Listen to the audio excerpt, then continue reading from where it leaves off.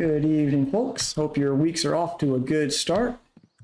Go ahead and get things going here. Going to try some trolling on Volkhov with spinner baits since I've usually used crankbaits out here. Then they have not been very effective lately, so we'll see how spinners do.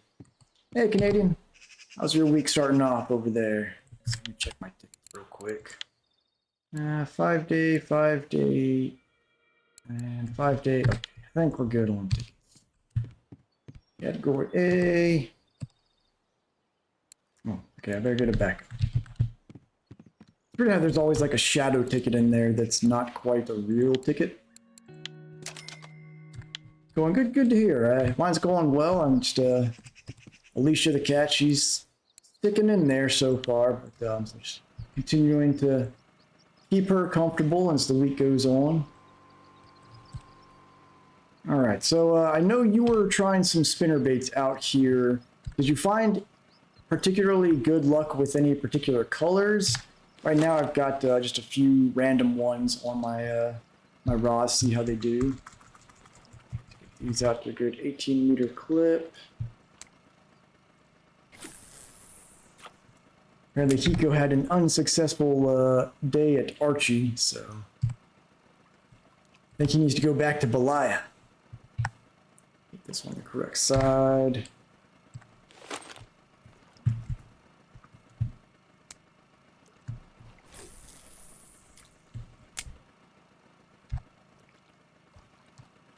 As usual, it's about nighttime when I'm starting, so we'll just maybe go up to the one spot if we get there and try for a couple burbot while it's night. Broke even, so better than going in the hole. Hydrate already? All right. Well, I've got some iced tea here. Don't have any water on me right now. Get a little bit of a posture check here. All right. So we've got Hiko going to Amber. Good luck there. Where are you fishing today, everybody else? Also, I'm kind of thinking, okay, we're close enough. I can just keep on trolling here.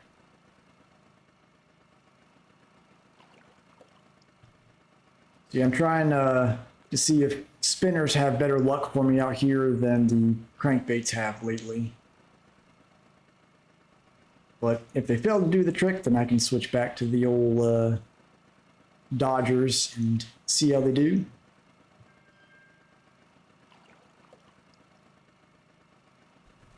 About ready for this heat wave to end. I don't know about you guys. It has been blistering this past few days. Looks like there's a pretty nasty tropical storm forming out in the Atlantic right now as well. Karuna spoons? Okay, let me see if I've got any of those. Go, first fish of the night is a little chub. Alright, let's see. Spoons. Most of my stuff is spinner baits, not really spoons, but Volkhov for perch, Servals for perch. Does not look like I guess I've got some hunters here, okay. Try the blue one. So we'll try that. We'll put the blue spoon out on this rod, and we'll try the black and yellow one on the other one. And on here, we've got just a random spiker. See how it does. I have no clue what hook sizes are on these right now. It's just whatever the default is. Hopefully that's good enough.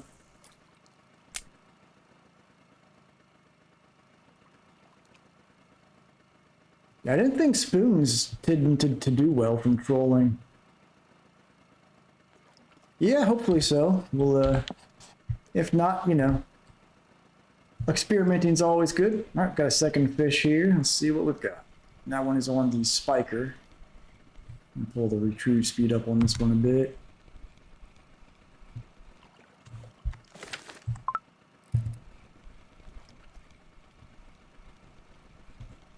There's a perch.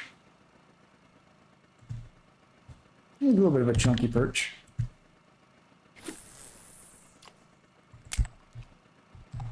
Yeah.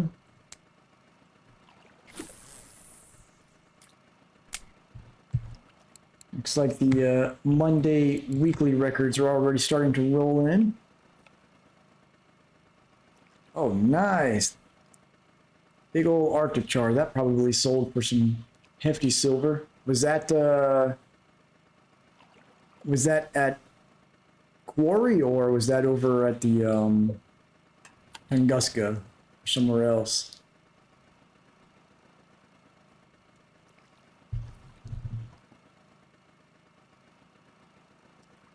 Tunguska? Okay. Very nice. I wonder if it would be worth trying to do getting some jig step on the manual line while trolling. Or at least maybe some speed up, I don't know.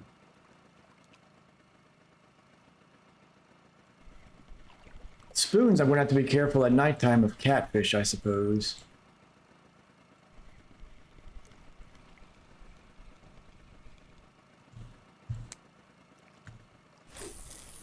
Alright, let's see. We are going between the islands here, and I figure we're gonna get to this area about when the sun sets, so I may go ahead and drop a feeder line or something over here, see if I can get a burbot or two while it's nighttime, since I never catch anything trolling at night here.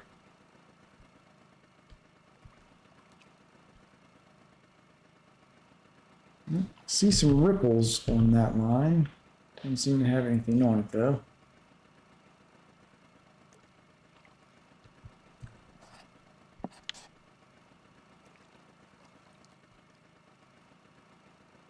So what made you try the spinners and spoons over the usual dodgers out here?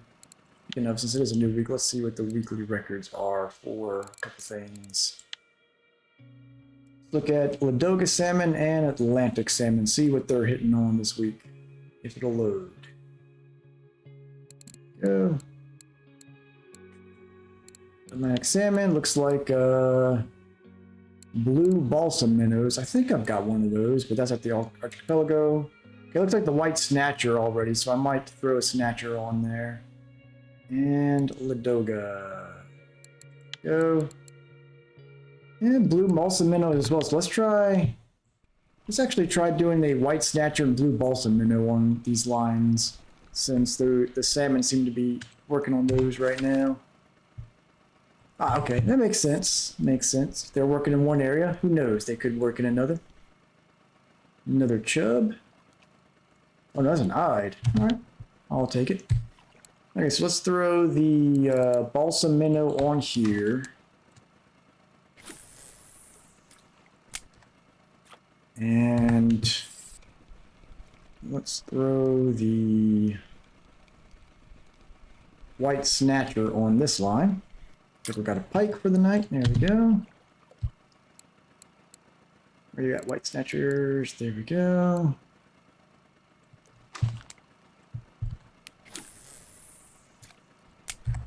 And since it is about nighttime, I guess I'll start heading towards the reeds over there and try to get a burbot, since trolling at night's a waste of time usually.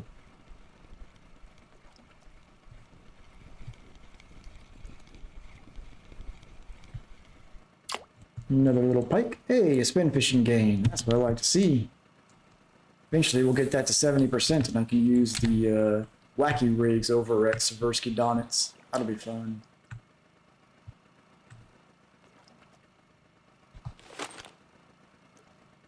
Alright, so anything else I want to try while we're out here? I guess since blue has been fairly useful, I'll use the blue Karuna spoon.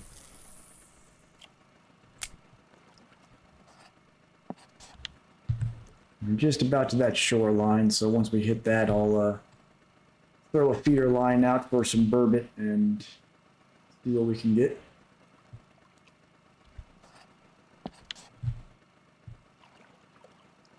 Not too bad though, just a few minutes in, got 5 fish. Probably worth about maybe 3 or 4 silver there. Just about pays for the boat ticket.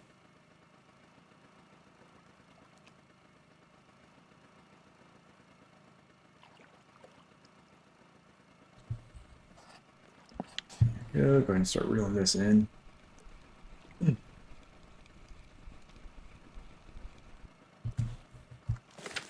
So allegedly we've been getting record temperatures here today, but I am almost certain that 2005 we had higher temperatures this time of year, so I feel like I'm being lied to. I don't know if anybody else is having similar issues where they're at.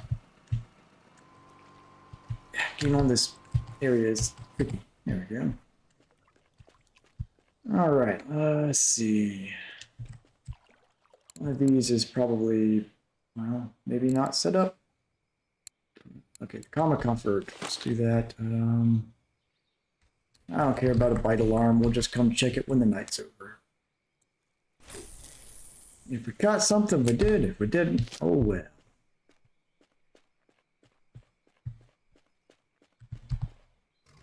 Trophy grayling? Ah, nice. Congrats, Hiko. Did you get that at Amber, or did you get that out of Archipelago or Belaya?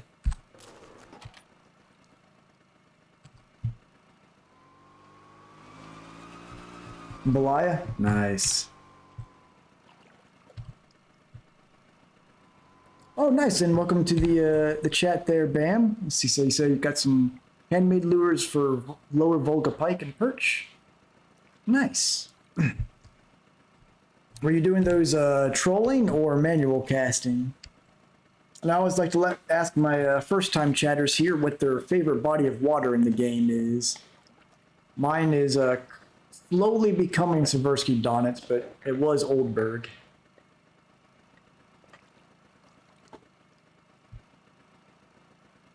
That's not too bad, Canadian. Yeah, we've been, and really, like, it's only been around 90 degrees here, and I am almost certain that in 2005 we had a lot of days in July that were over 100. So I don't believe the claims that we're getting record highs here.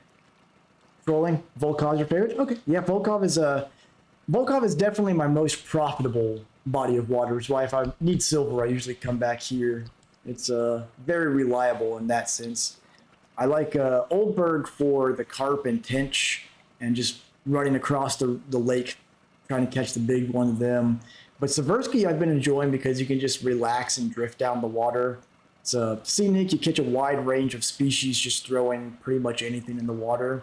It's not very profitable at all, but it's relaxing. It's especially fun for a stream because it lets me really pay attention to the chat, which is nice. I'm looking forward to when I can use wacky rigs out there, though. I need to at some point get some get lure crafting and get my bait harvesting and ground bait stuff leveled up some more. Ooh, 132 degrees. That's a no thank you there. The slot machines can keep their money at that point.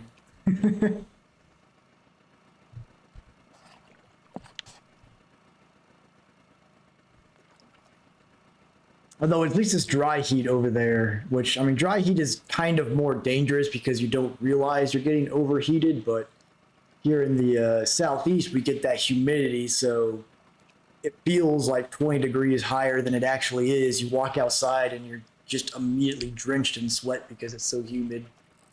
Ooh, here we go. First fight of the night. What we got here? Uh-oh. Is this a catfish? This is acting like a catfish. Not a very big one, though.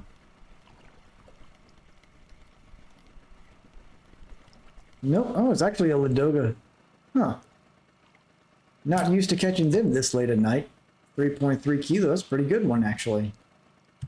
All right, then. I'll take that.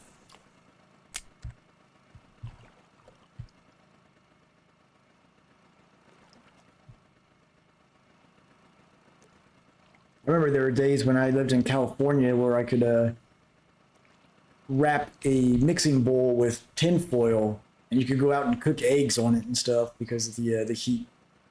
You need a little boost, just bring a magnifying glass out. Pretty much cook meat at that point.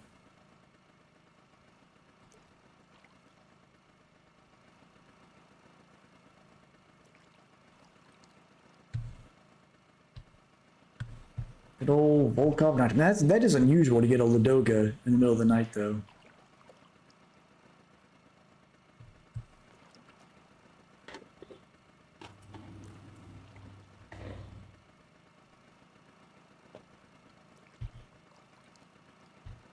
Yeah, with this heat wave coming through, I imagine we're probably going to have a pretty wicked hurricane season later this year. Hopefully not anything that'll make big landfall, but I'm sure there's definitely going to be some nasty ones over in the Atlantic.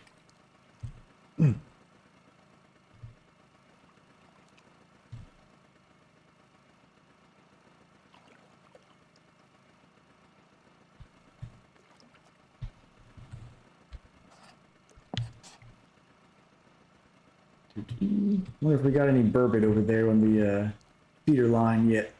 A little boat by and see.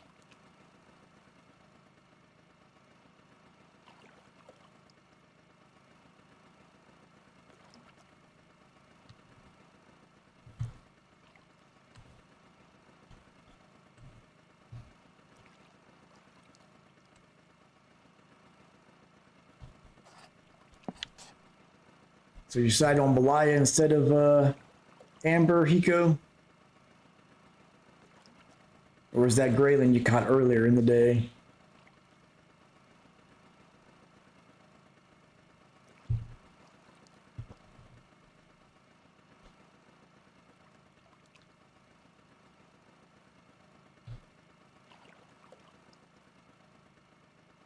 Got it last night. Very cool. Very cool.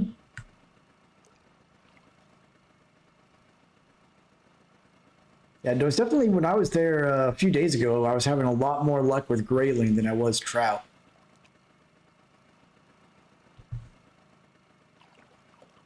That looks like it's shifted from where I cast it. I'm gonna give it a look. We may have a fish on.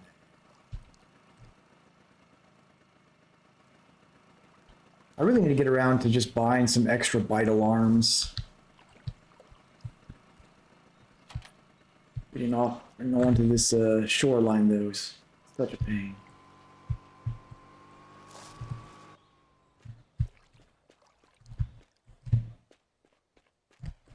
All right, do we have a fish on? We do.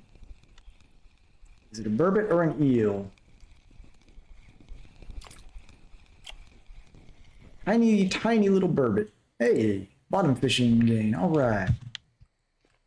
That was worth it. Sun's starting to come out, so I guess I'll go ahead and switch back to just having a third line doing the trolling. But hey, got a free little bottom fishing gain from doing that, so well worth it.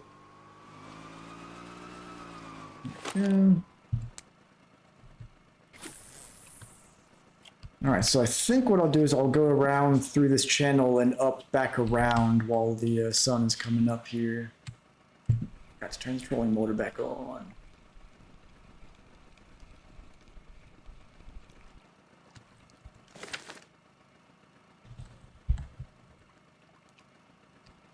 Go.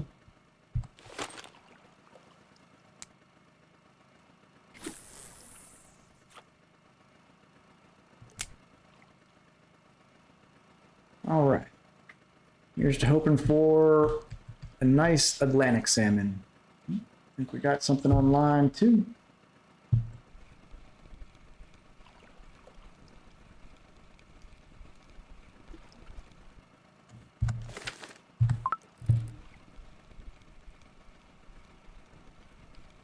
We've got a little baby pike.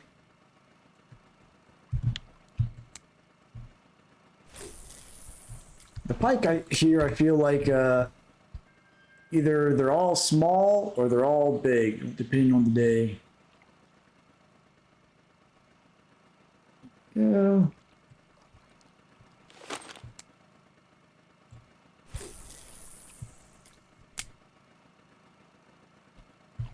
See how we do now.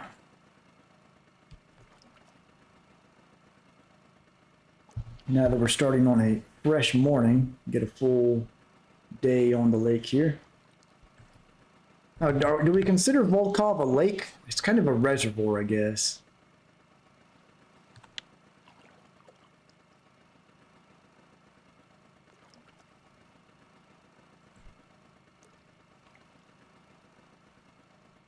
That spoon dragging on the bottom is going to throw me off every time it bounces.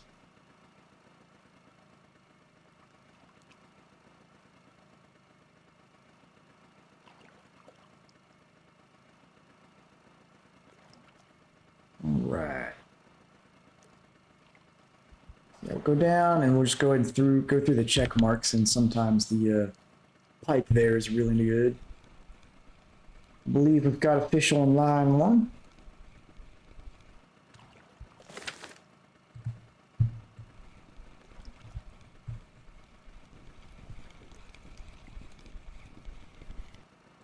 Little perch.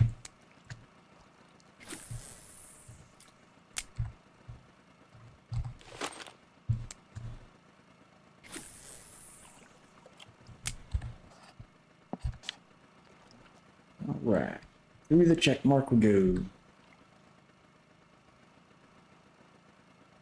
One of those days, I suppose, Hiko. Who knows, maybe it's one of those days where all the fish habits have changed completely unpredictably.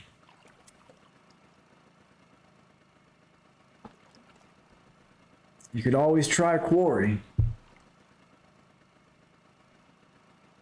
The last few times I've been at quarry, though, it's been great bite rate, but they've all been trash fish. So it's like, normally I used to get at least 100, a little over 100 silver an hour there, and the past several trips I was only getting about maybe like 50 or 60 silver an hour. Ooh, okay, I guess don't really know what just happened there. That felt like a big fish latched on, but maybe he was about to snag on the bottom or something. Ah, see, the fish are trying to prove you wrong. That's what they do.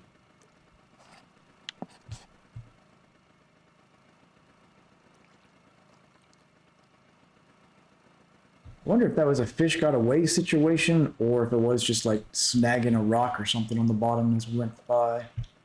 Because that pole was bent almost into the water there.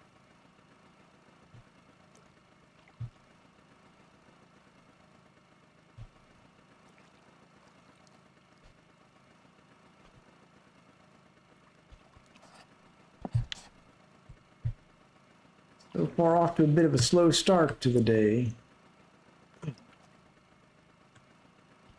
Hopefully, all it takes with Volkhov is one good Atlantic salmon, and it makes the entire trip profitable.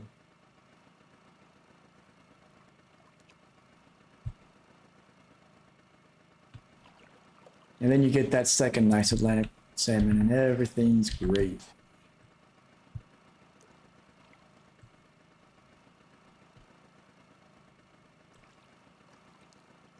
Did anybody see the new Mission Impossible over the weekend? No spoilers, but looking for people's impressions on it. I haven't seen it yet myself.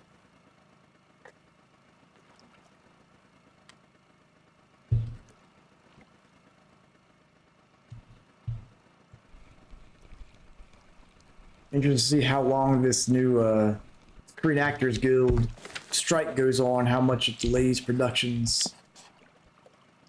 You liked it, Canadian? Good, good to hear.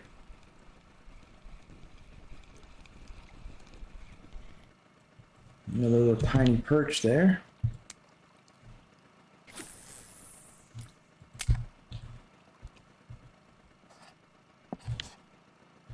It seems like with the SAG-AFTRA strike, there's already quite a few productions that have been halted.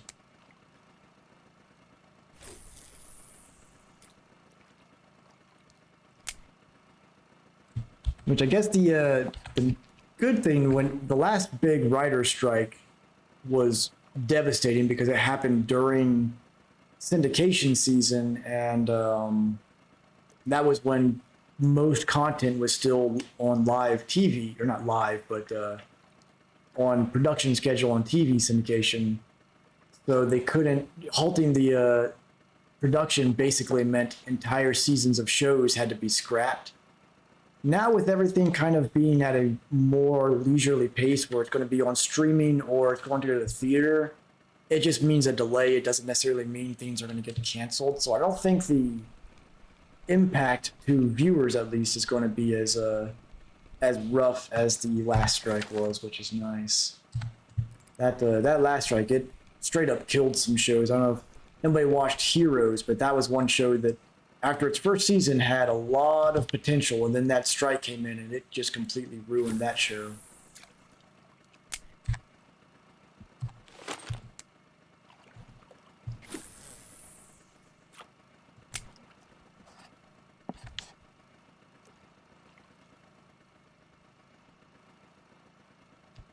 All right, working our way back to between the islands up there.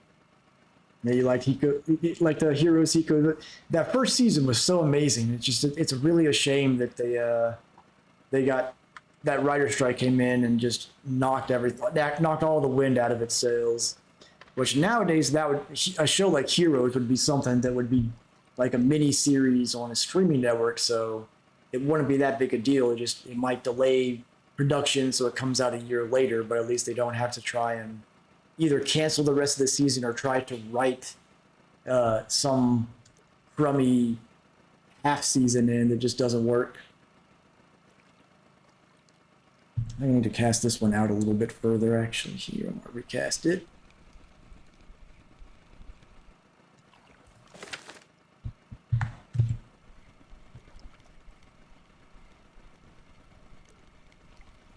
Yeah, Smallville was really good. It kind of paved the way for a lot of shows of that format.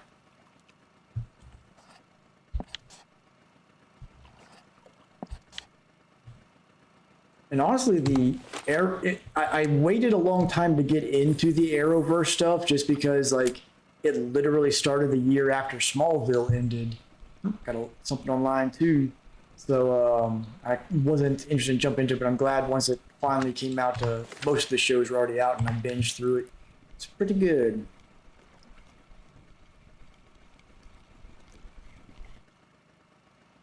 I got another pike.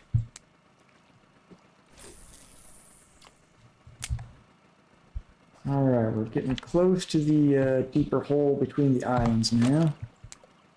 Hope for some salmon.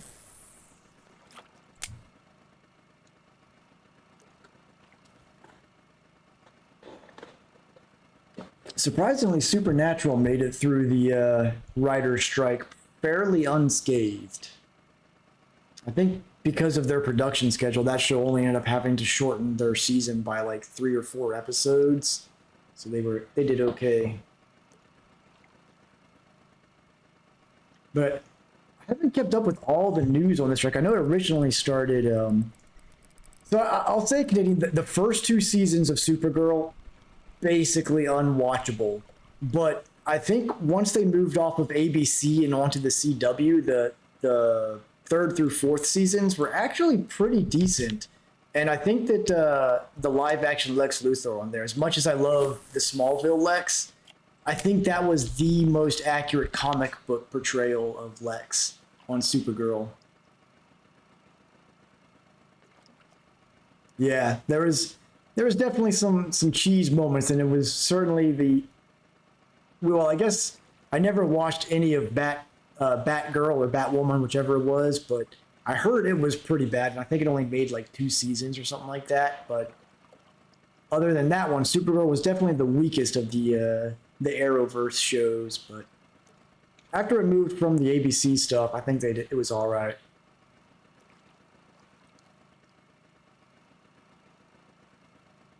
Yeah, that first season of it especially, like I watched it just because it had crossovers in the Arrowverse stuff. Like, okay, well, I want to at least get an idea of what they're doing with this show, and it was hard to get through that first season.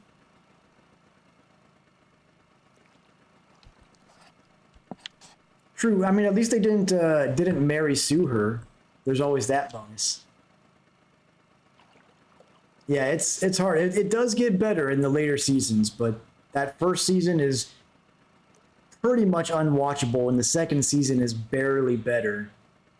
But by the 3rd season, I think they found their footing with that show.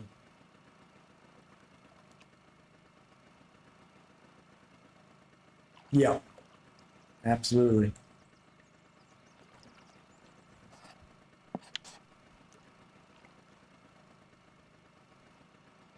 Yeah. Then you've got The Boys, which season one was great, and the rest of the seasons haven't necessarily been bad, but I don't know, they just haven't been the like I feel like the after the first season of The Boys, they wanted to just double down on the gore and everything, which they do a great job with their practical effects and whatnot, which are fun, but I feel like they don't focus as well on the story past the first season of that show.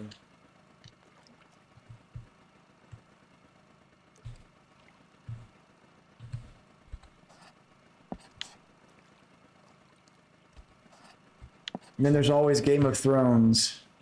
So good until it wasn't. Although my story on Game of Thrones is very much here that has not seen Game of Thrones and doesn't want spoilers. Speak now, and I'll hold back. But if not, I will give my thoughts on a major element that apparently is not the common viewpoint of it. Another little baby pike there.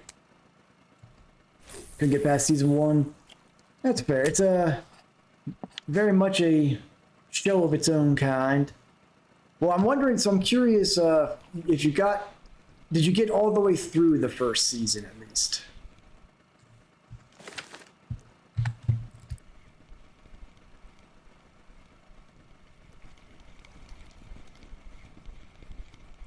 Pike rate's picking up.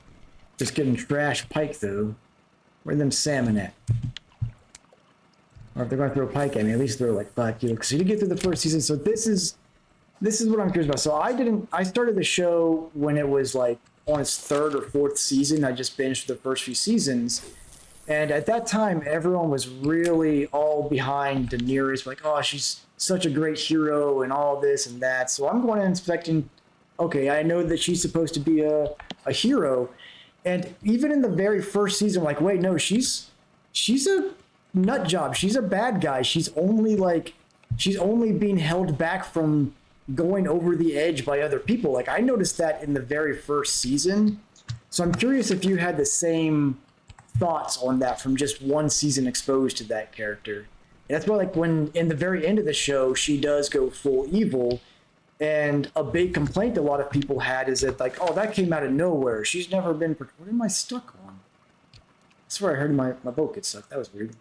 A lot of people said, oh, you know, there's never been any inkling that she was crazy or evil. Like, no, there's a lot to complain about in that last season, but that's not one of them. Like, anyone that was paying attention should have been able to tell that she was not a good character. She was always a nut job. So I'm curious if someone that's only seen the first season got the same out of that as I did.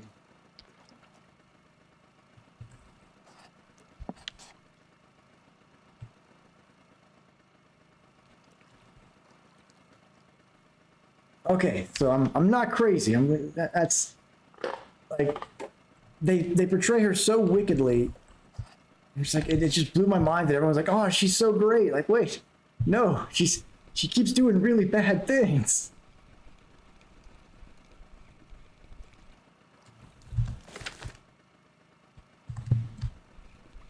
Well, bite rate is fine. We just need them to give us some better fish than they are. Where are them salmon? I'll even take some asp right now. So, I haven't seen past the first season of Westworld. I enjoyed it, but I heard that it kind of went downhill after the first season, so I never got around to following it up. But I did feel like I never read the books, but the original movies, the Westworld and Future World, it felt like the TV series kind of took more from Future World than it did from Westworld, which is kind of interesting to see.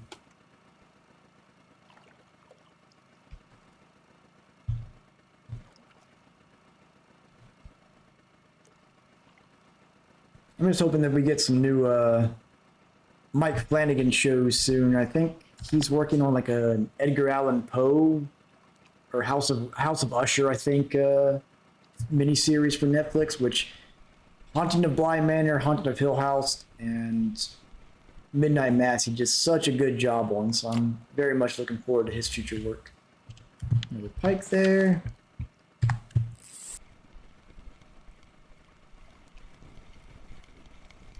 Well, if anybody is looking for pike, they are very active here right now. They just don't go expecting anything large.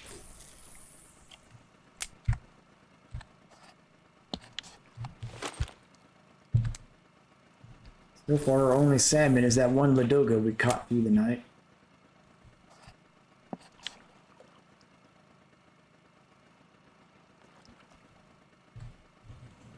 I almost wonder if this area down here or the area on the southwest might be better for salmon right now. Or even some of the more shallow areas. It is a bit of a cool day for Volkhov. So they have the Lord of the Rings prequel series on Amazon, but if you're a fan of the Lord of the Rings, you'll absolutely hate it. There's taking liberties with the source material, and then there's just completely butchering it. And that one completely butchers it.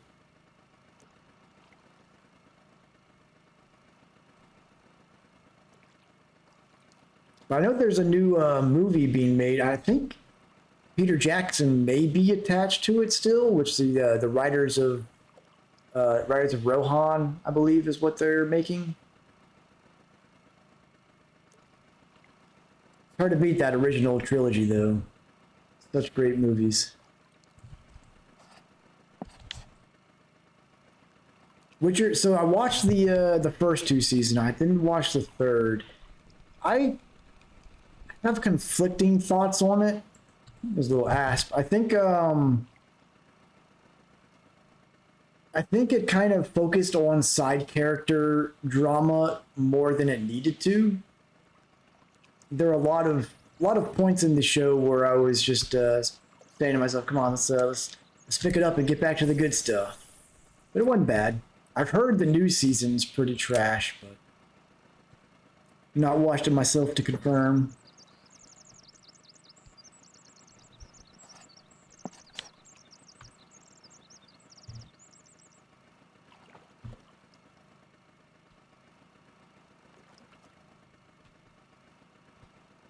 Actually, I need to get around to playing the Witcher games at some point. I have all of them. They just, for some reason, never got around to playing them.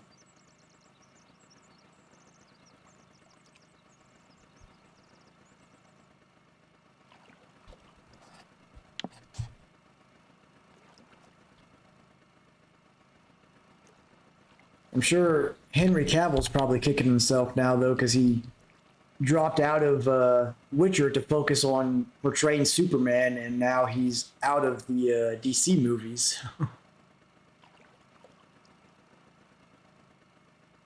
Famous U.S. version? Which U.S. version of which there, Bam? You're talking about that show with William H. Macy?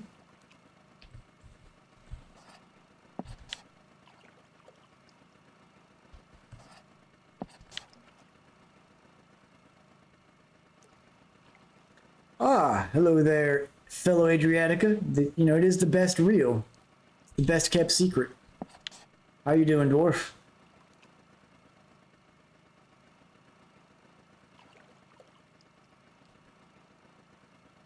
Yeah, so I haven't seen that show. I've heard a lot of good things about it. I need to check it out sometime. William H. Macy usually is in pretty good stuff, and I've heard a lot of good things about that show. Have not seen it myself. I've always wanted to see a crossover between Always Sunny in Philadelphia and Trailer Park Boys to see like who can be the worst human beings. That would be an epic crossover, I think. Wipe a car. Okay, I'll check that out. Look, I'll make a note to look up some clips of that.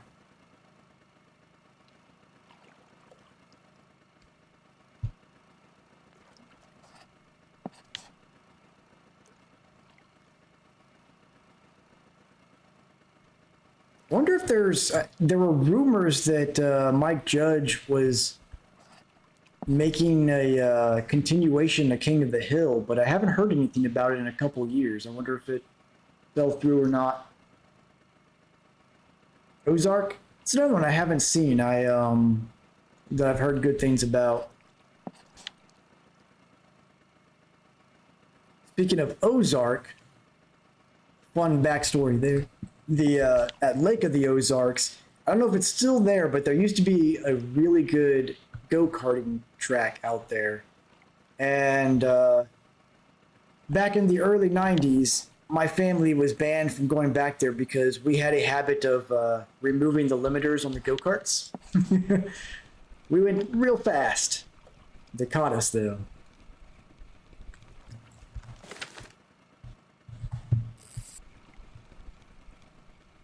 Something you unfortunately can't do with all these new electric go-kart places, which I am not a fan of. Oz Emerald City. I don't think I've heard of that one. I'm obviously, given by the name, it's I guess based on the Wizard of Oz books. I didn't know they made a TV show based on that. Was that on one of the streaming services, or did it play on one of the networks?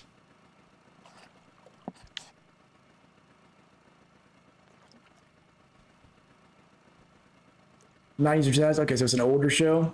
To look that up sometime. I'm a big fan of the of that universe. I can't remember the author. Frank Baum, I think, is the author, something like that. But actually, just saw for the third time Wicked live a few weeks ago.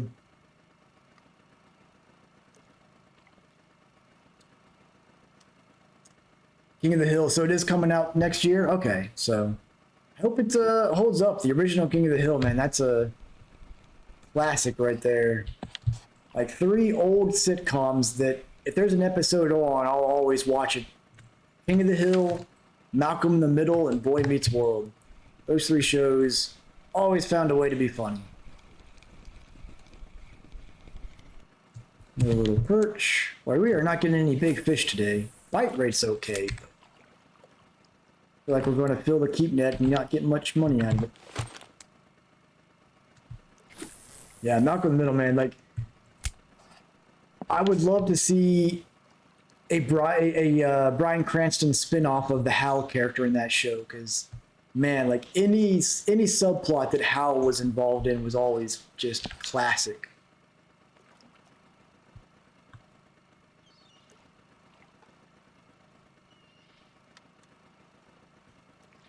You know, in a show when I was young, I guess I just didn't get the humor as much. But when I watched it as an adult, I liked more was Pete and Pete.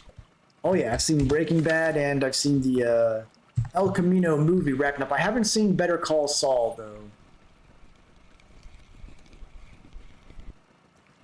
Another little perch.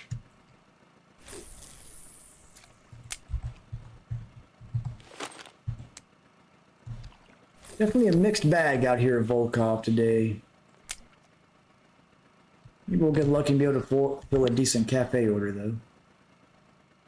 Yeah, Breaking Bad was fantastic. I think the only real complaint I have in Breaking Bad is I didn't feel that Walter Jr.'s reaction at the end was realistic given the rest of the show and how he was portrayed. Yeah, Bryan Cranston is fantastic.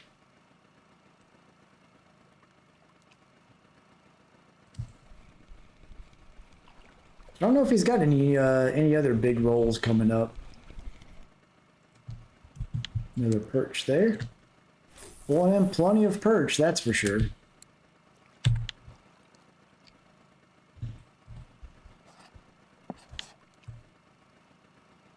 Another one in. Yeah, I loved Boy Meets World. I never watched any of Girl Meets World. I heard that it wasn't up to snuff. But I guess you can't catch lightning in the bottle twice. That wouldn't surprise me. I mean, he'd be going out on top if he did, since Breaking Bad is pretty much. I think he did a couple little movies since then. I can't remember if. I guess that Godzilla movie was after Breaking Bad ended, possibly, but definitely going out on top if he did retire.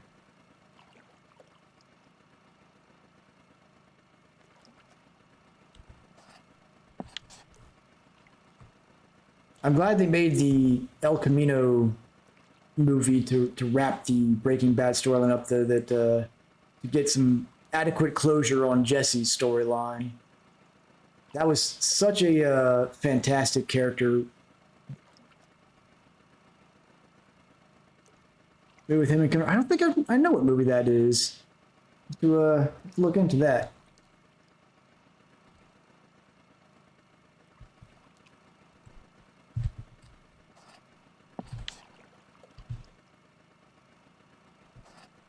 I know the movie that came out last year that I think objectively is the best movie that's come out in a very long time was Everything Everywhere All at Once. The Upside. Okay, I'll have to take a look at that.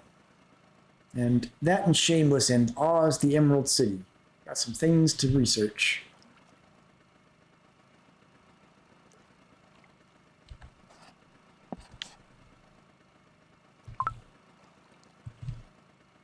Yeah, if you haven't seen Everything Everywhere All at Once, it's very much a must-see movie.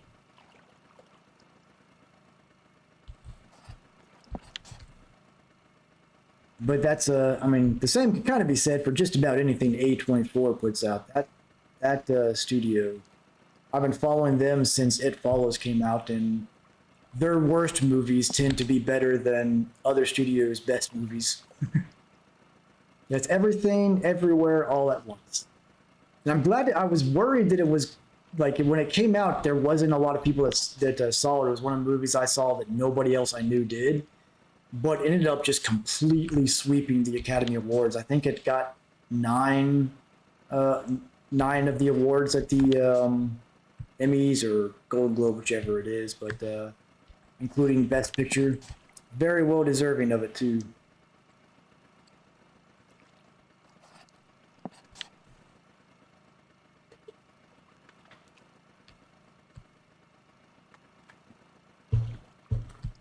Yeah, that A24, they put out so many great movies, especially their horror movies. And I think the reason is they're kind of the last publisher that's willing to take a chance and get small budget movies and take a chance on first time writers and directors and stuff and actually give them theatrical releases. That's become a big problem in the industry, and I guess probably ties in partially to what's going on with these strikes. Is that these big studio houses don't want to take chances on movies. They just want to make movies from established IPs that cost $200-300 million to make, and they don't want to make any more of those like $5-10 million budget movies and put them in theaters. Another little perch.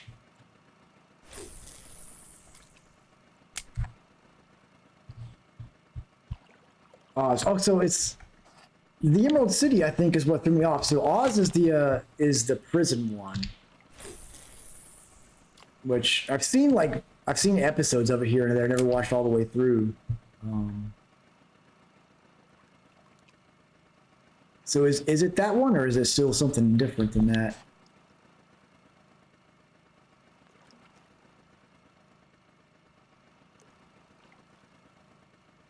Same one. Okay. Alrighty. Yeah, I've seen bits and parts of that one while it was on back in the day. Got something little on here hopping around. Hey, that might be a decent pike right there. Alright, over 2 kilo. Still not great, but beats the little tiny ones we've been getting.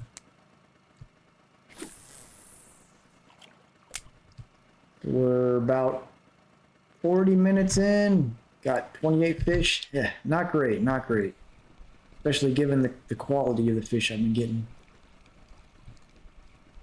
Yeah, It's weird. Like shows nowadays, you used to be able to. It was used to be a flatter curve, so to speak. Like the average show was decent, and you'd have an occasional really good show, but not a ton of really bad shows. Now it seems like everything is either like they'll make out of 10 shows, 9 of them will just be a complete waste of time, and then one will be a masterpiece. Weird. But yeah, back in the 90s and early 2000s, like things were just kind of just on average better. But I also think at the same time, we didn't get like very many real masterpieces during that time. So a show that is, or not show, a movie from that time period that is very underrated, and I blame the marketing of it because when it was marketed, it felt like it was going to be another Spice World type of movie. But Josie and the Pussycats, surprisingly really good satire of the pop culture industry. Pretty funny movie.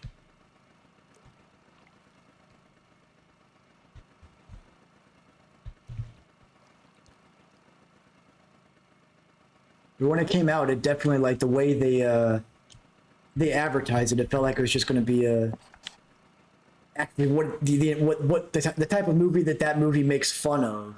It felt like that's what it was going to be from the marketing. Makes me think of have you ever seen the recut trailers where people take scenes of different movies and cut them into trailer that's makes it seem like a completely different movie? Like they were. My favorite one is one of The Ring, where it looks like it's a romantic drama. Love those. Oh yeah, especially X-Files, man. The X-Files really changed the game because you had before that stuff like The Outer Limits and Twilight Zone or V, things of that nature. But X-Files really kind of defined that that hour-long TV series that had Monster of the Week, but also had its continual storyline, which was really cool. Like there was all the CW shows and stuff like that, and even for that matter, all the big Netflix shows and stuff now probably wouldn't be here if not for the success of the X-Files. And that's definitely a genre-defining show there, even if it's not the best of its genre now. Its importance in history is definitely not to be understated. Dune. Oh, so is that the Children of Dune that you talking about? That one? Yeah, I really enjoyed the Children of Dune miniseries.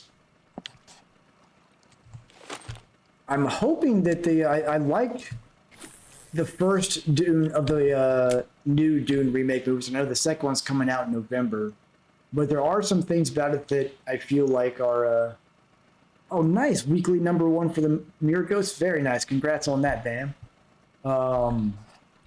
Yeah, there's some elements to that first Dune movie that a casual viewer probably would have no idea. Like they didn't mention what mentats were, for example. So like the average viewer would probably just think, oh, they're just really smart people. They'd have no understanding that in that universe, they're basically like human computers, and there's all these other aspects to them. So they did a really good job with that movie, but there are some like elements of the universe that I think they could throw a couple mentions in just to let the casual viewer know more about it. I'm interested to see how they progress. I think they're doing, I guess it's going to be a trilogy, so I assume they're going to get up to, like, I imagine the second movie is probably going to end with the birth of Muad'Dib's son, if I had to guess. And then we'll kind of get that Children of Dune stuff in the third installment. No idea if that is the case or not, but that would just be my guess based on where they ended the first one.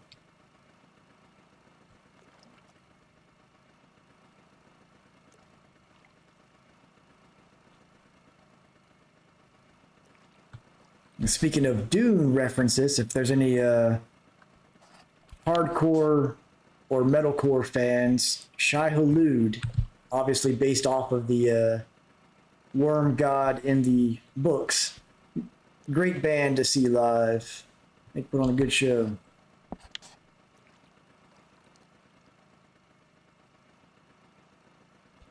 No, it's interesting. I don't think, are there any other Marvel movies coming out this year? I mean, overall, in my opinion, with the exception of No Way Home, the Marvel movies probably should have, the MCU probably should have ended after Endgame, or at least taken like a 5-year break. But this year especially seems like they had the Guardians of the Galaxy and Doctor Strange, and I guess that's it really. All right, what we got on here? Something with a little bit of girth to it, it feels like. Finally have a decent fish on for the night. Oh yeah, that's a decent pike right there. Almost 5 kilo. That should be worth about probably 17 or so silver.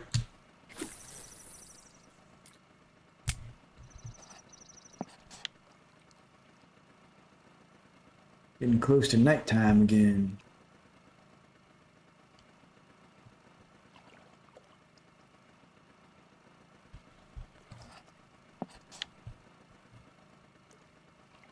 $29.72 silver. Could be. It's been a little while since I've been out here. I do remember, like, once you get to around 5 or 6 kilo, those pike take a big jump in price. So that may be correct, actually. I could be underselling it. We'll see.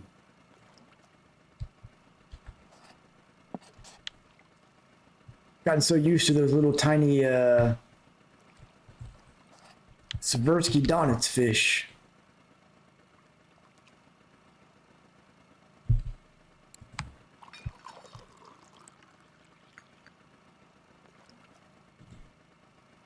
I think, is it this weekend or next weekend that Barbie and Oppenheimer come out?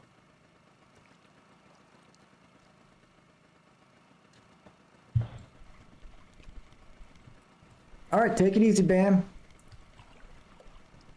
Have a good one.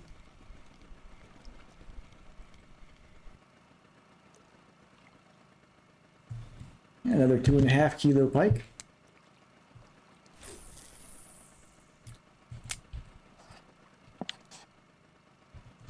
Man, it's raining and it's not even, usually when it's raining here, the pike bite rate is insane.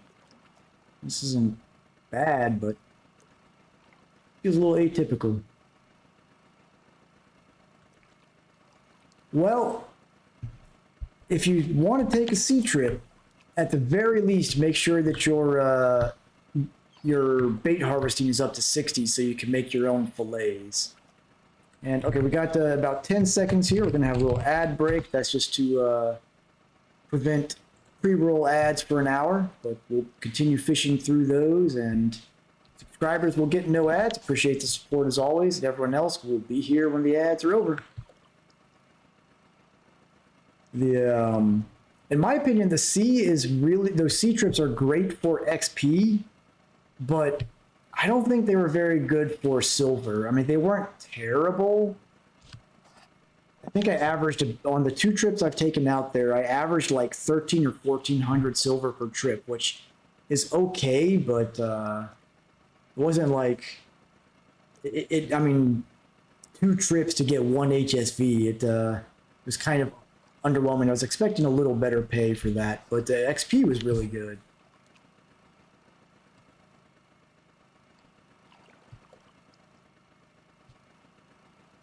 So that is the most important part of those sea trips, is getting 60%. Yeah, and to be fair, I wasn't doing the most efficient routes on those days. Like but from what I've seen, that is what people tend to average around, is around 1500 silver. So you can get a little bit more out of it, but it's not a ton. You'll get a ton of marine XP though, and regular XP. I did that to jump from, like, I think the second trip took me from level 17 to 20.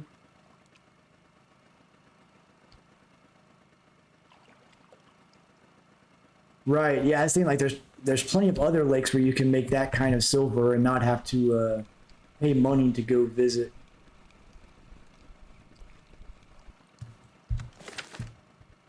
And I think part of that is just the limitations of the rental gear you get for it as well. Like you can't really go after the really profitable species out there. You're kind of stuck going after the small fry.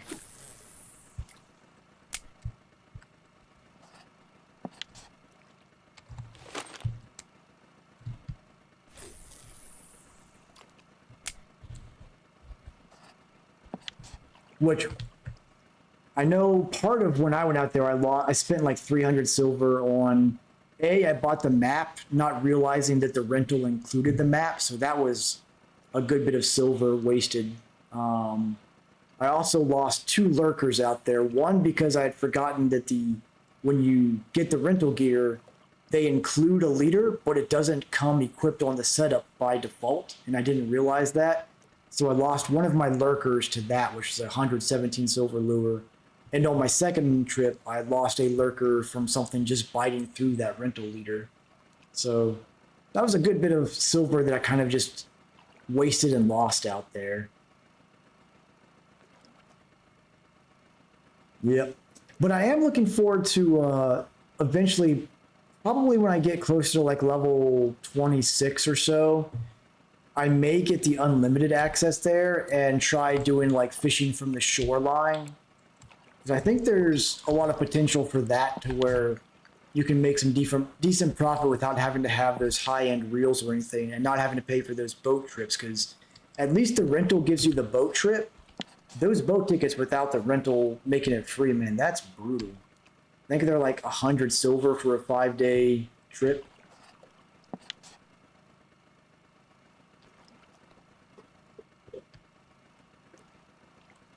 But if you can fill cafe orders out there, though, you can make some quick money, that's for sure.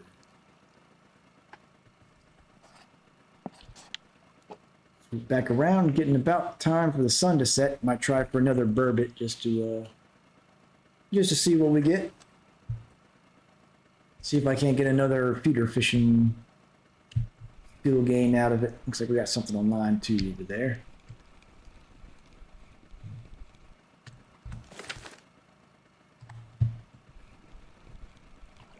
But I will say that you do get pretty good marine fishing XP while you're out there, which is nice. As long as definitely like, if you make the trip out there, if you're not already premium, I wouldn't even bother going out there without being on premium to take advantage of like happy hour and the standard boosted XP.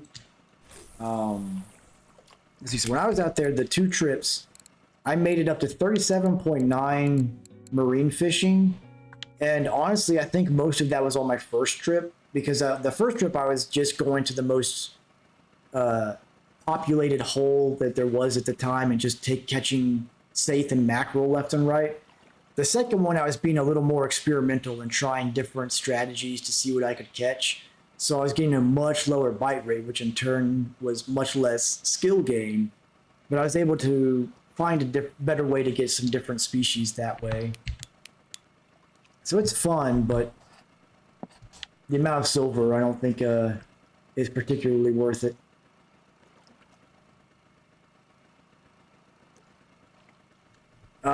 Is it too much for your... Is it because you don't have the Adriatica on there?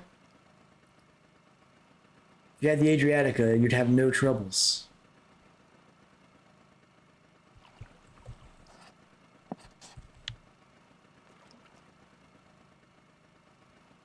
Next time I'm at Belaya, I'm going to have to use the guitar there and make an Adriatica song.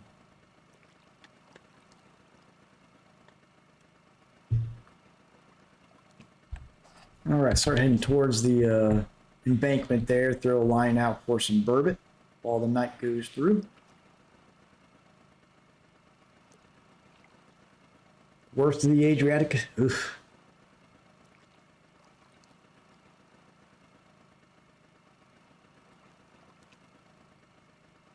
Hercules. Doesn't sound very Herculean.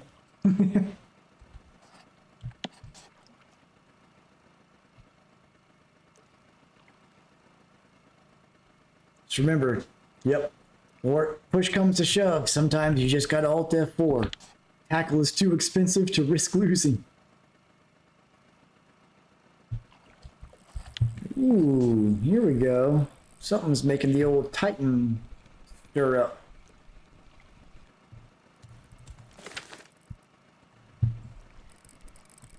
Okay, here we go. Ooh, that's a little bouncy. All right, do we have an Atlantic salmon finally?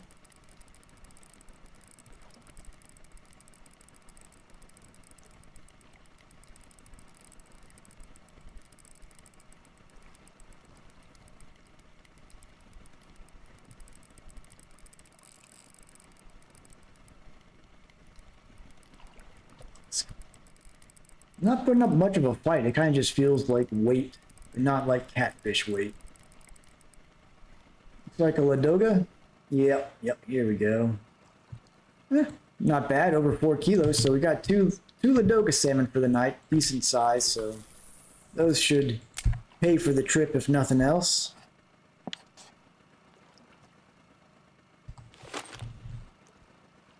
Yep, Model 1 right here. This bad boy.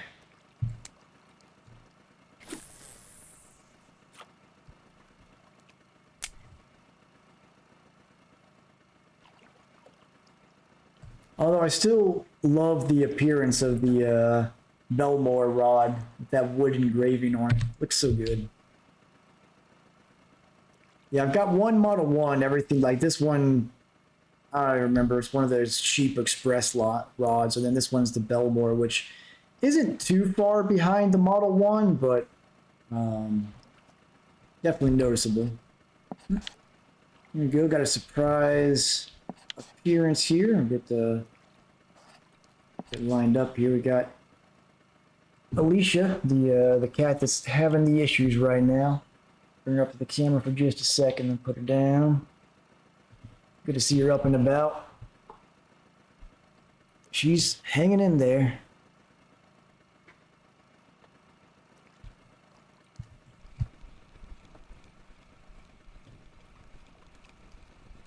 Appreciate it. Yeah, she's a good girl.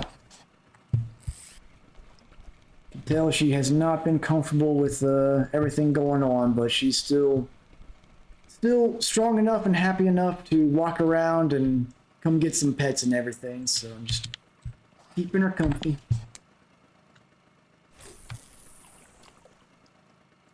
Now she's blocking the old monitor. Mirror was a 117. It's a big boy. All right, what was jumping on this line? Another pike. Definitely a really good bite rate right now. This won't be I still remember that one night we were doing a Volkhov stream and it was like 700 silver in 2 hours. That was an incredible Volkhov haul right there. I'd love to get a repeat of that sometime.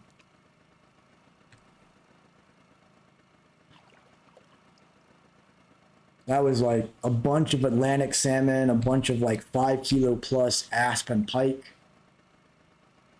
I think we even had a one of the cafe orders. It was like 100 something silver that night.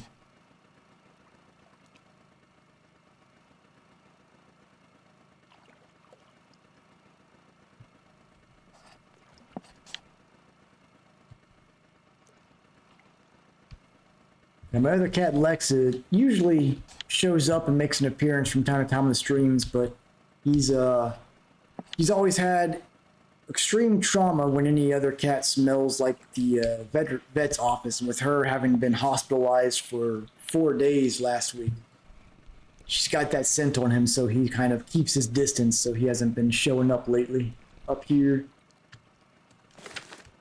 All right, here we go. Let's go ahead and get a burbot line out.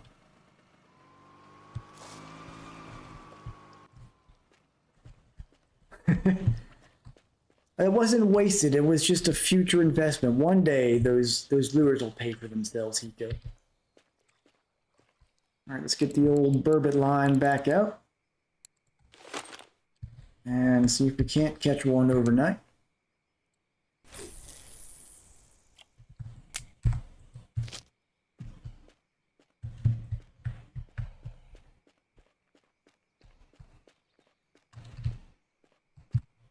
But back to discussion of shows. I've been really I've watched it twice, and I'm just for some reason lately I've been craving a rewatch of Midnight Mass. Like that, the monologues in that show are maybe some of the best of the modern era. You guys have not seen that show, I highly recommend it.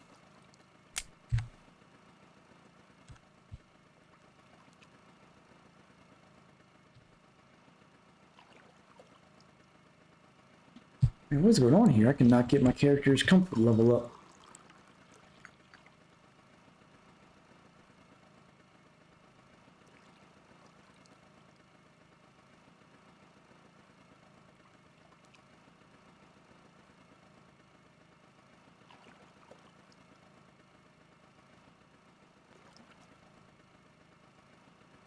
What's our keep net looking like so far? Wait. Yeah, so these three fish, these three together are probably going to be about 60 to somewhere around 60 to 80 silver. So that's going to give us a good start. This whole top half, this whole top half is probably like 4 silver total. So it's going to be an interesting haul today.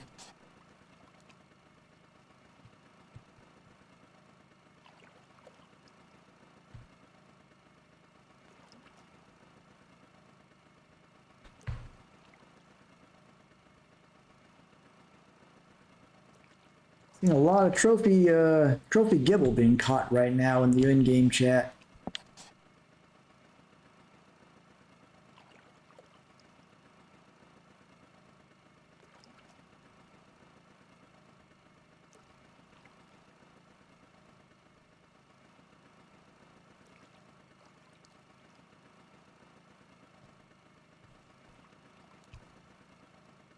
I can't believe I haven't hit level 25 yet. I feel like I've been level 24 for like a month and a half.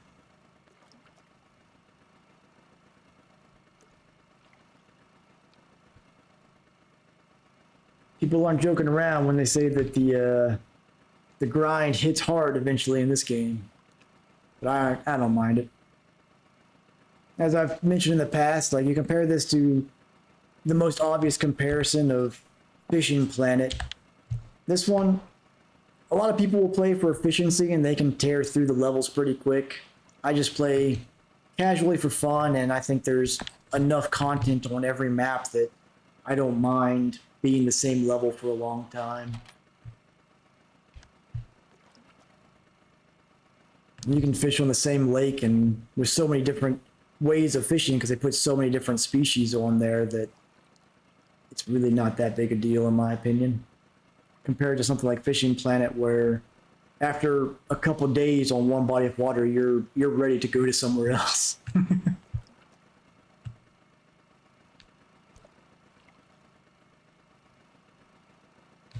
All right, so let's see if the old burbot line's got anything on it yet.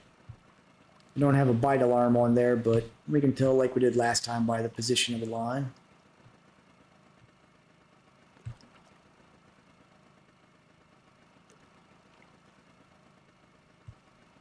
Slowly putting along. One day I'm going to figure out a nighttime trolling strategy for Volkhov. I'd imagine the strategy would be to use stuff that goes after catfish and go up here to this really deep hole probably, but then you risk really long fights with big catfish, I guess. It's a trade-off.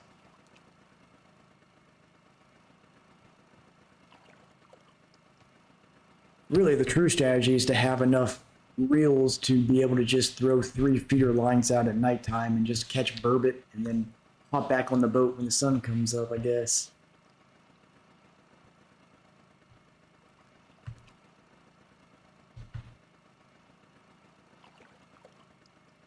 Yeah, I think we've got a burbot or something on there. Go ahead and reel that in.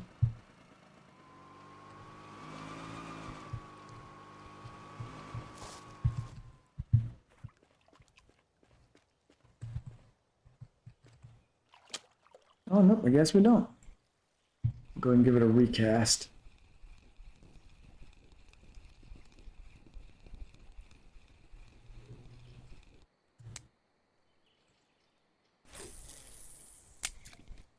go.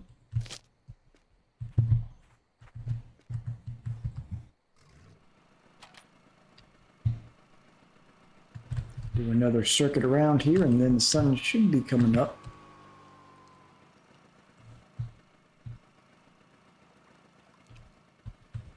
Amber still dead for you, Hiko, or have they started picking up out there yet?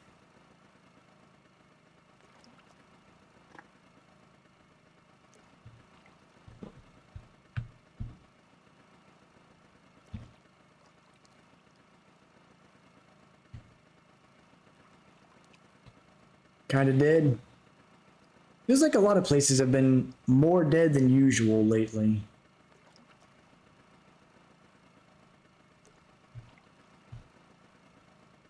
I still think it's less that it's dead and more that the fish behaviors on what they're biting on just are changing more drastically than they used to.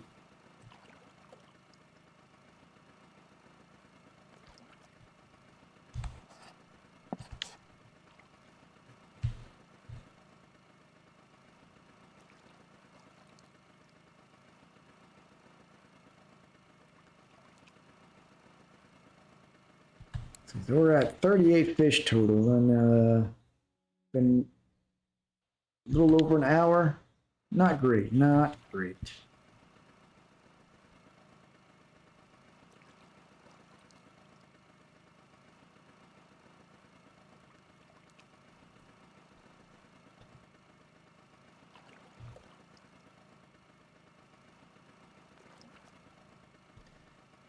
Yeah, for Amber Lake, I'm not really sure if it's more of a nighttime carp situation there or daytime, because I know it's supposed to be a lot of like wild carp and things of that nature. If it was grass carp, that's kind of like any time of day pretty much they'll hit. But I'm also still not sure if Amber is the kind of lake that you want to use pop-ups and boilies or standard bait like diced potatoes and whatnot. I wish you could, on the records and ratings, I wish you could see the weekly by the body of water and not just by species. Because you'll get some fish where, like, if I can think of a quick example here, like bream is a great example. Bream are fish that you're going to find on pretty much every body of water, but you're only going to see, like here this week, is pretty much just Oldberg, so you can't really use it as a good way to see what's active on the lake you're on that week. I wish they changed that to where you could filter it down to weekly by the body of water you're on.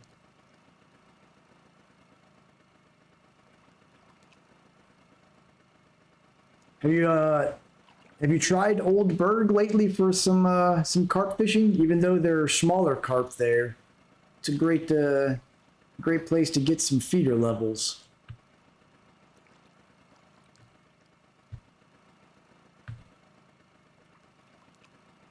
Bear Lake, I don't like at all. As much as I love carp fishing, I just don't like that is a lake where you have to be in the exact right spot with the exact right setup or you won't catch anything. Not a fan of that kind of body of water. Yeah, Oldberg, you know, there's always going to be some grass carp to catch there.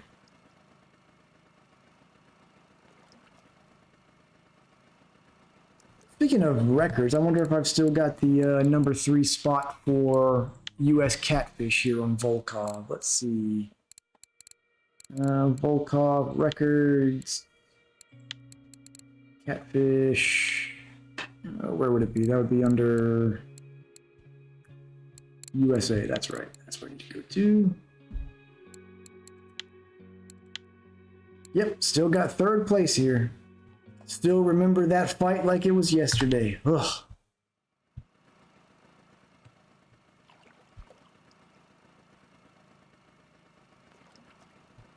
Yeah, that's the problem. Like when Bear Lake, if you're at the exact right spot with the exact right setup, it can be really profitable, but it's literally an exact setup type of place. I remember specifically Gamer, one of the usual viewers on here, was having a lot of luck at Bear Lake on the active spot, So I copied his setup exactly, except for I wasn't high enough to use the same rig as him. And he was catching carp left and right. I couldn't catch a single one. That's how specific you have to be at Bear Lake. I'm just not a fan of that because that's where that's when it becomes spreadsheet fishing. Whereas you have places like Oldberg, which just go cast various bait out there. You'll catch something. It may not be hyperactive, but at least you can catch stuff, and that's what I like. All right, let's see. Do we get a burbot or an eel? Well, there's a splash, so I doubt it's an eel. Another little burbot. It'll actually up here. There we go. Another little tiny one. No feeder fishing gain from that one though, unfortunately.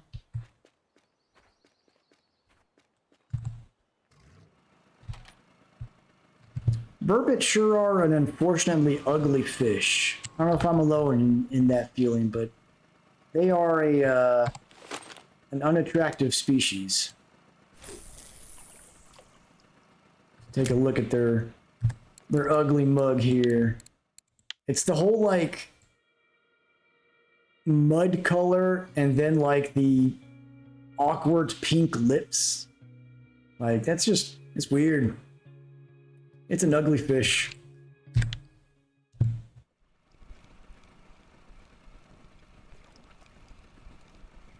It's for real. It's when you order a catfish off of wish.com.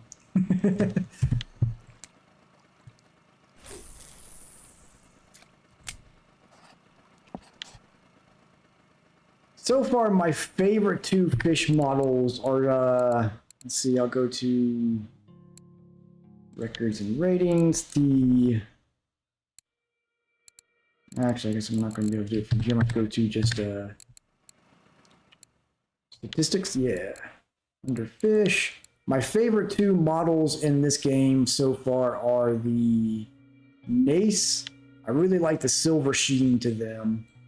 And the, what is it, the Yelchin? That's what it's called, I think. Something like that. What is it? Selchin? Oh, it's one of the fish that's on Seversky is a really good model.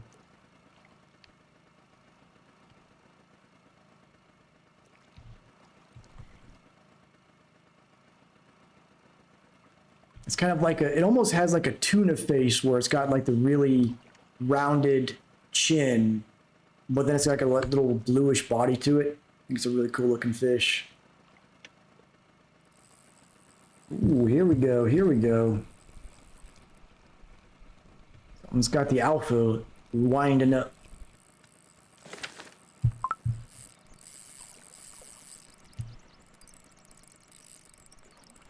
What's it going to be? Is it going to be a salmon or a pike?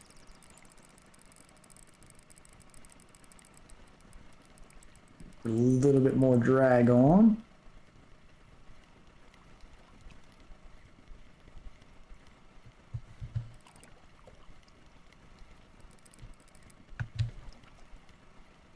It's not terribly big. This is probably like a 4-kilo fish.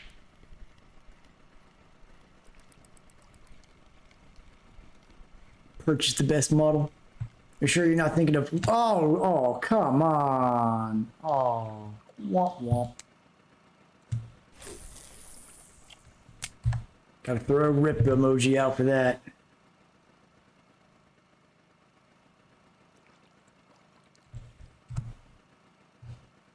Fish got away right there when it's close to the boat. Sad times. Actually, I need to check the hook on that lure. That hook may be in need of replacement.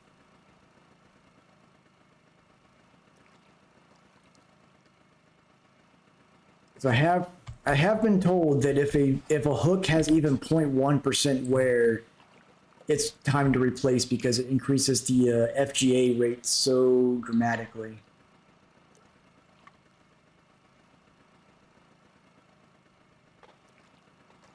Man, old Terror Trip in the M-Dog chats just catching those trophy gibbles left and right. I think that's 4 I've seen him get in the past like 30 minutes. He's tearing it up wherever he's at.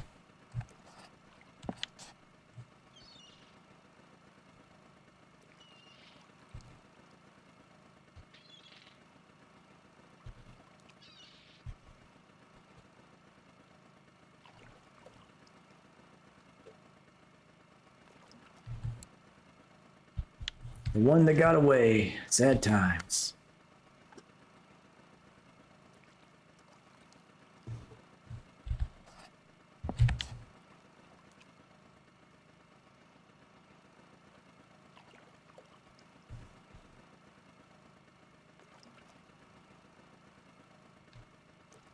Yeah, apparently they do get wear on them. I don't know exactly what causes the wear, but I mentioned because I noticed that I had a lot of wear on my snatchers at one point, and it felt like I was getting FGA more often.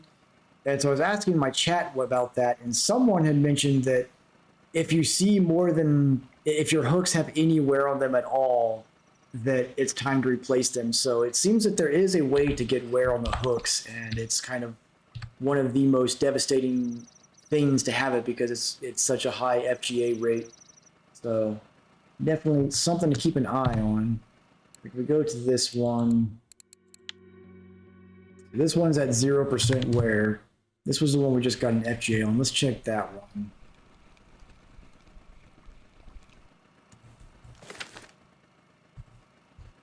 This one, so don't have any wear on the hook, so it's fine. So it's just an unfortunate scenario. I know one of my snatchers has a good bit of wear to it, so I'm wondering if there's any hook damage. Nope. They seem to be okay. See, I don't. It must take a lot to actually start seeing wear and tear on the hooks, but definitely something to periodically check on, I guess.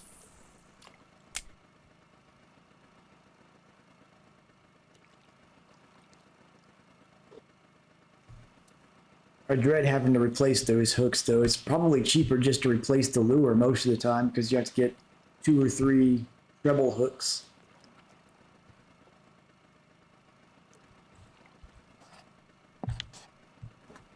Got a fish on, something small. Like another perch. Yeah.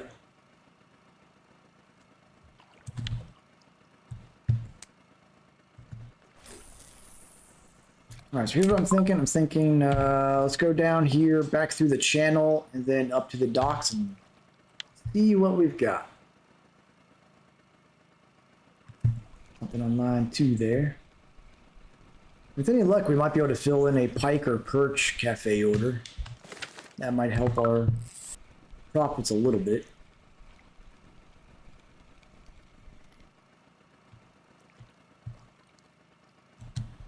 Another tiny pike there. I hear you, man. I'm watching the trophy gibbles are just rolling in somewhere. I don't know what lake they're doing it at, but goodness.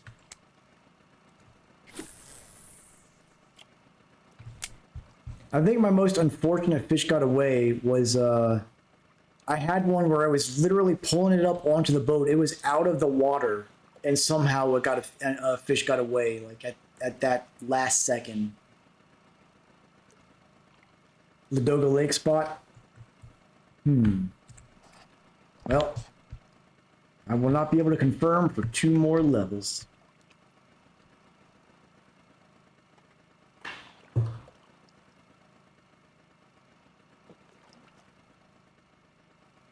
I know at one point there was a spot on Mosquito that people were getting a ton of trophy gibbles. Man, there's another trophy gibble.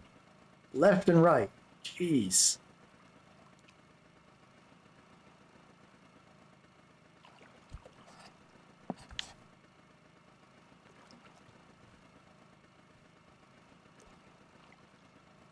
If I had Ladoga Lake unlocked, I'd go try to get some of those trophies, I do think.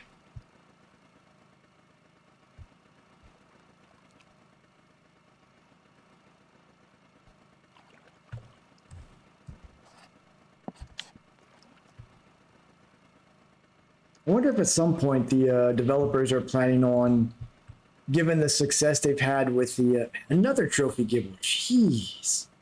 I wonder if, given the success they've had with the trips to the Norwegian Sea, I think it'd be great to see the ability to take trips with silver to any body of water with like some rental gear. It'd be nice. Well, you know what's going on, Hiko. Everyone else is catching all those trophy gibbles, which is taking away our bite rate. The only explanation.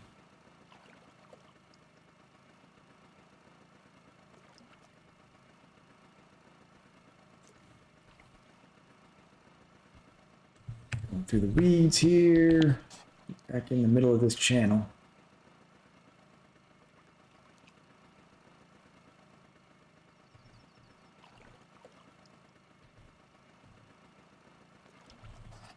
Sometimes I can catch a decent pike through this little section. Got something on line 2 there.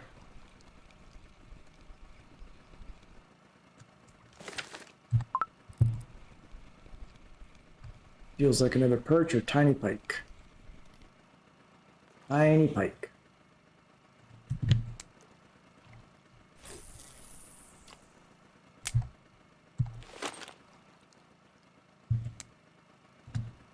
There's another trophy gibble. Jeez. It is trophy gibble day.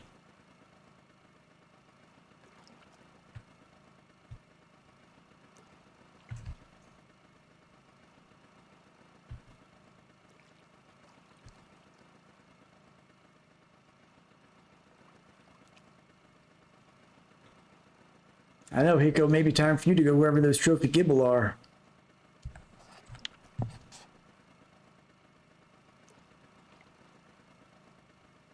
Throw a blank hook in the water, you'll catch one, it feels like. All of them I'm seeing on the chat. Jeez. Speaking of blank hooks, there used to be a while back there was a nearby reservoir where I live, and every evening there was this school of bass that would go around just hitting the top of the water like maniacs. You'd see this school of bass just go around the entire reservoir, hitting mosquitoes and gnats and stuff. And they were so voracious during that feeding time. You go out there, we did it a few times, you just throw a blank hook out there and you'd catch a bass. There's another trophy gibble. Good Lord.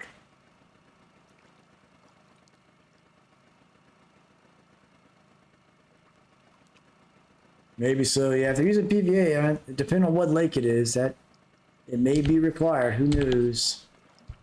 But that was a lot of fun just throwing some blank hooks out and catching bass left and right.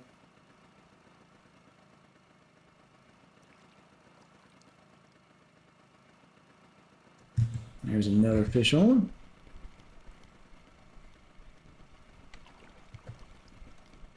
Another pike. Yeah, over 2.5 kilos. Something.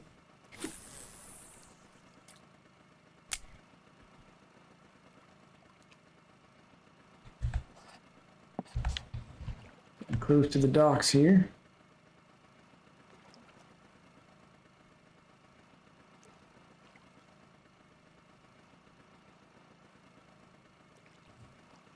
Grab a little pickle action.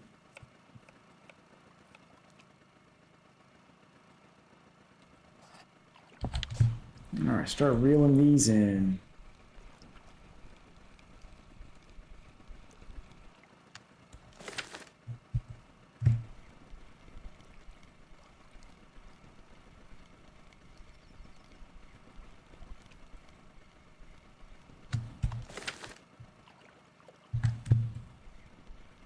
All right, so first stop is the cafe. See if we got any orders we can fill.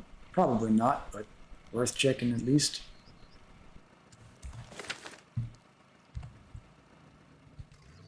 We got boat blocked.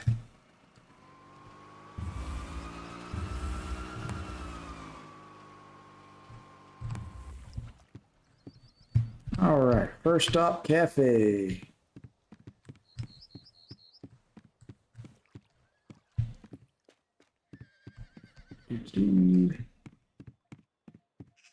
Did we get lucky?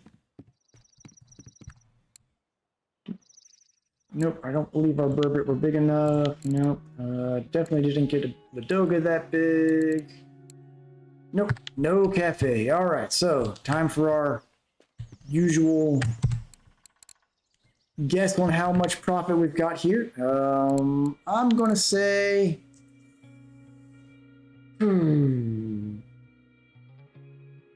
127 silver. 200 from Canadian.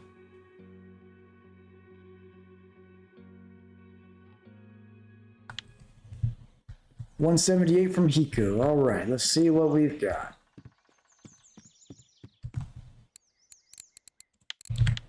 $143. So by Price is Right rules, I get the win there. Ha. Yep, 26 on the pike, 24, 18 on the Ladoga. Most of our fish were trash. Oh, it wasn't the worst night. Back up to almost 800 silver, that's something. Do our usual nightly end of stream scooping. Lots of perch and they were all tiny. Ah, no algae. That's too bad. But it wasn't too bad of a night out here. I mean, we got those 2 salmon pretty quickly. Pike were hitting well.